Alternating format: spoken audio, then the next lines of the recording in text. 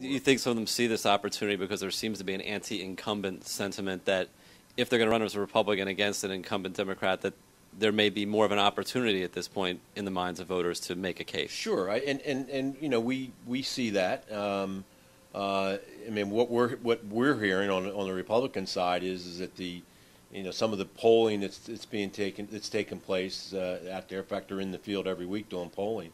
That the anti-incumbent sentiment is more directed to the Democratic side of the aisle than it is the Republican. But I think all Republican incumbents are going to have to work extra hard this year to get through that.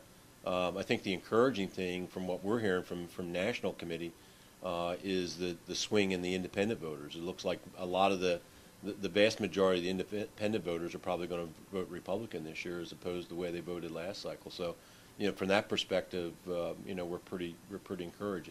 What they've been doing is using the '94 election as kind of the base, and they're comparing everything that's going on this year to that base. And I was in Atlanta about 3 weeks ago, and the report that came out of that trip was that we're trending much better than we were in '94, which is very encouraging. The National Committee is raising more money for legislative races than they ever have before, and the money is just coming to them. They're not having to go out and knock on doors, but the money just seems to be coming to them. So I think all those factors are very encouraging for us. And it's not to say that this is going to be a cakewalk and it's going to get done, but we have the quality of candidates. I think if they knock on doors and get in front of the voters, I think the voters are going to probably vote our way. In some ways, Happy, you don't have to run as an incumbent?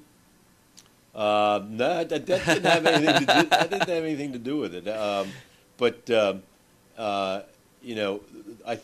As my wife said, what happens if you take the majority back and you didn't run? Is that you're going to have a regret about that? But I'm not going to have a regret.